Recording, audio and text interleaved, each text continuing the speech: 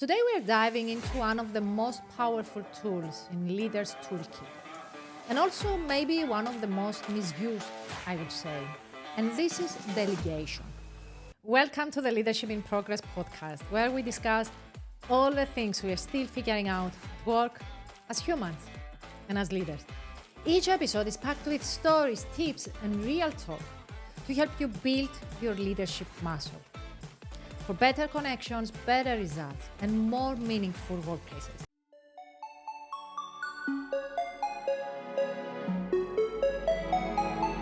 If just hearing the word makes you sighing, you're not alone. Because delegation is supposed to lighten your load and develop people, right? But when it comes wrong and when it goes wrong, it can actually add more stress on you and more stress on your team. Tell me if you recognize that pattern I will describe to you.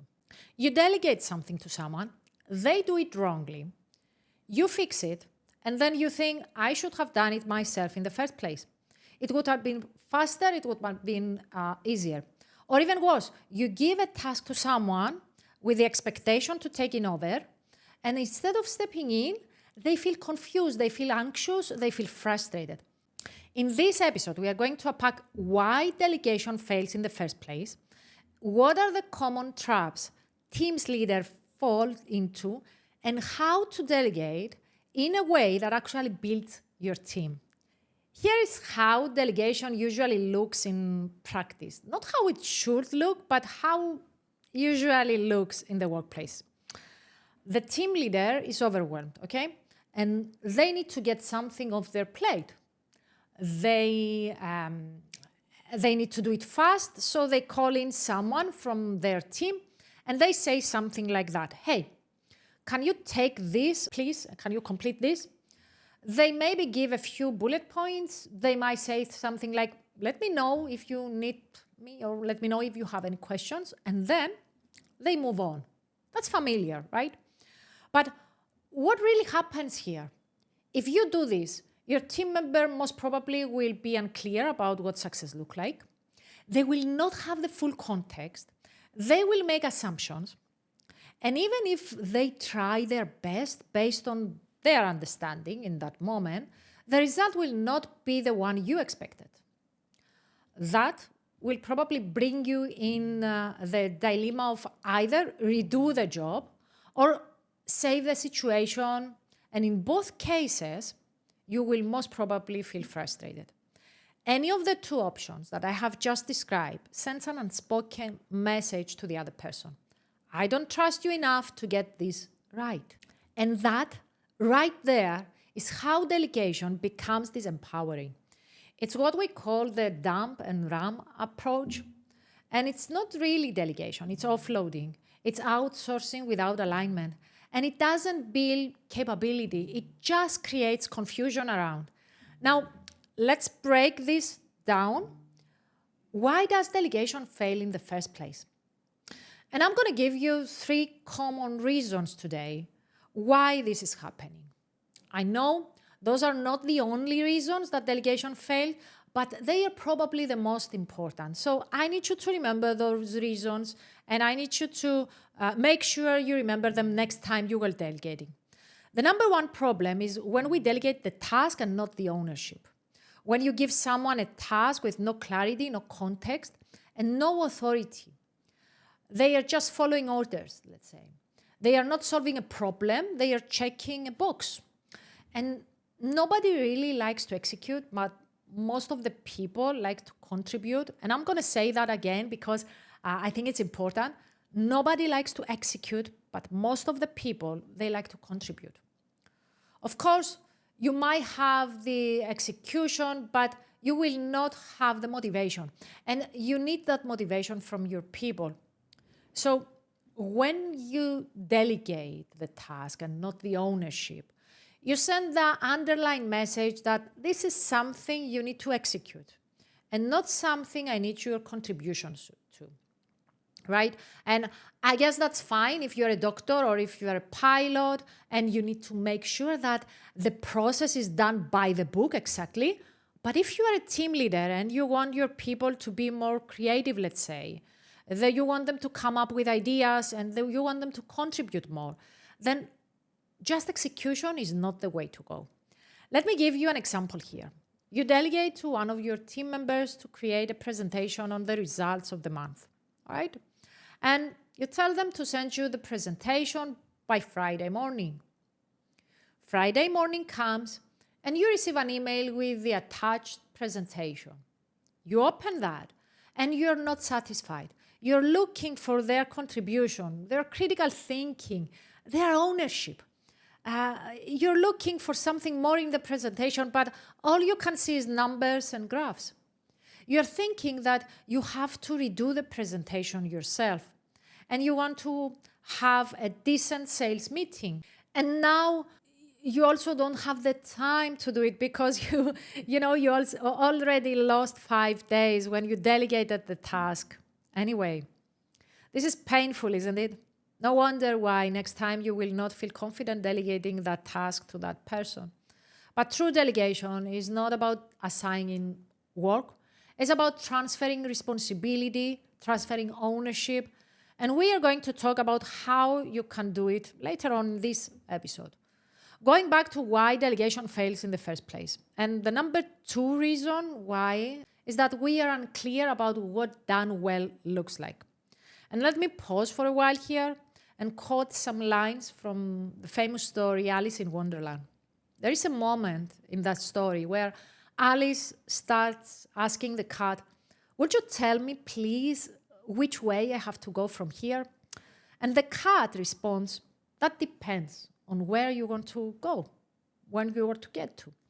And then Alice replies, "I don't much care where." And the cat says, "Then it doesn't matter which way to go." You will probably wondering how this has anything to do with delegation. And I'm going to tell you that many times we don't know exactly what we need, or we are trying to figuring it out during the process. If you don't know what success looks like, how can you communicate that to your team member? Now, you may think that, no, this is not me. I always know what I want. And in that case, I need you to think about something else. How clear you communicate those expectations with the person that you're delegating the task to. Because you see, many times, what I observe with my clients is that they take things for granted, meaning that they have something in their mind, and beyond that, they have some inner expectations. And when they delegate, they skip the part that they have to explain those expectations, and they have to align those expectations with the other person. What do you think will happen if I have specific expectations in my mind, but I don't share them with you? When I ask you to do something, and I have very, very specific expectations, what are the chances that you will actually meet those expectations that I have? Aligning the expectations, knowing what you want, might look very basic, but is one of the most common mistakes team leaders do when they delegate to other people. They take things for granted. And why is that? Why is that happening? Because many times we fall into our biases. For example, maybe an employee is there for 5 years, you see. So we make the assumption that they should know what they are doing. Or we are becoming judgmental, thinking they should know best, you know. Or this is their job description and it's their responsibility to figure it out. Maybe it's our ego sometimes that gets in the way. And we think, why should I explain the basics to them? Or maybe it's just an assumption that we make that other people think the same way as we think, or they should be thinking the same way as we think. And what I like to say is that common sense is not common. So you need to go to the basics and explain what you have as an expectation. And I get it, I totally understand it. When you're under pressure, it's tempting to rush your delegation process and skip the part of aligning expectations. But skipping that part is why delegation fails, and you have to rescue that later on. Going back to why does delegation fail in the first place? And number 3 is that we fail to align the understanding and next steps. And I'm going to explain that. We ask for someone to do something, okay? And then we might say something like, let me know if you have any questions. And the moment we say that, our whole body language is rushing to the next meeting or the next task. The underlying message of that is, I'm in a hurry. I don't have the time for this right now. Or we end the conversation maybe by asking, are we okay? Or we say something like, is everything clear? I'm sure you had that before. Those questions might create more damage than good, though. Because if I ask you, is everything clear? Most probably you will say yes, even if it's not clear enough.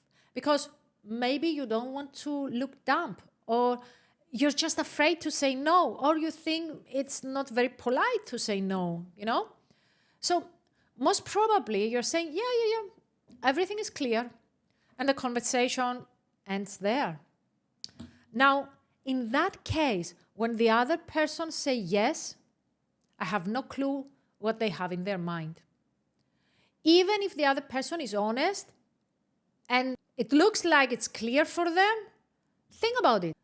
I have no idea what they are thinking. I have no idea that what I have in my mind, they have the same in their mind. So if you ask them, do you understand, or is everything clear? And they say yes, you have no idea if it's clear or not. So if you fail to align expectations and if you fail to align understanding at the end of the delegation process, you risk the outcome, because what you have in your mind and what they have in their mind, maybe it's the same, but maybe it's completely different. When I teach delegation to team leaders, I ask them to take a color and paint a picture of the sky. Then I stop and I ask them, what color did you choose? You know that most of them, they choose blue. But then I say, no, this is not correct, because I wanted you to make a sky out of winter rainy day, gray with clouds. And then they realize that there is no such a thing as common sense. When you have something in your mind, you need to align the understanding with the other person. Now, if you have someone that you know you can collaborate with your eyes closed, you're doing the same thing again and again and again over for many years, and you know their quality of work, you probably don't need to go to all these steps. But this conversation today is not about those situations, right? Because I guess otherwise you wouldn't be listening to this episode. And let's be honest for a moment. Sometimes we struggle to delegate well because of us, not them. Because handing something over means being able to let go of your need to control. Being able accepting the different approaches, and sometimes watching someone stumble on their way to grow, even that.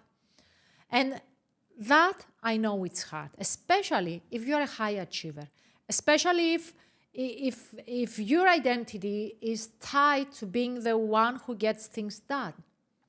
But leadership is not about being the hero.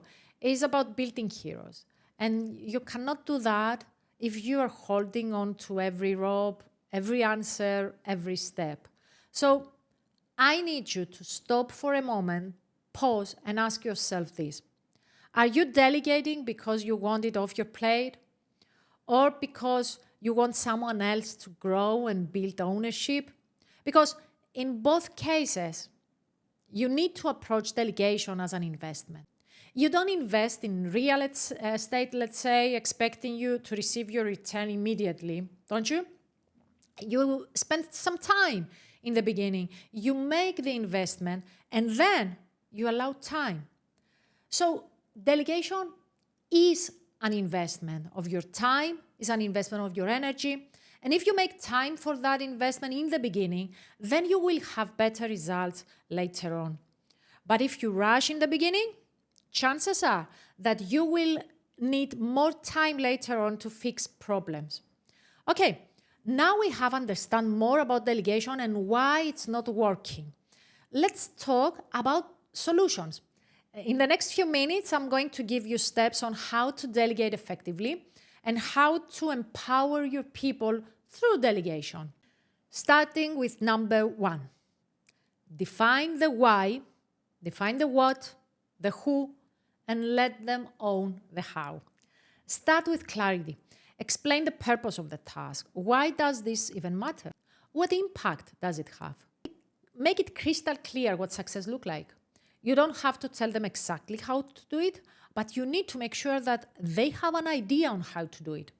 That means that even when they don't know how to do something, you make sure that they know how to figure it out.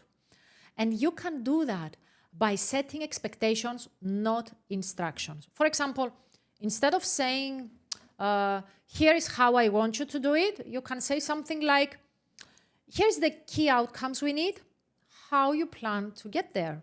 So you ask a question instead. This will invite ownership and will create space for them to think and come up with some answers.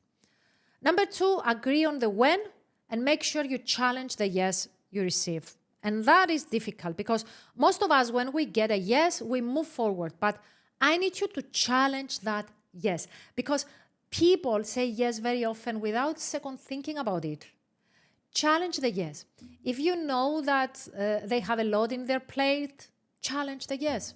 Challenge the yes also if you feel like they will face some challenges they didn't think through. Because people need to look good for other people.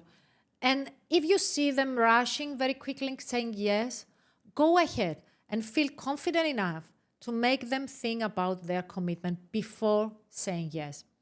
And if the deadline of what you are asking is not negotiable, go ahead and explain why to them.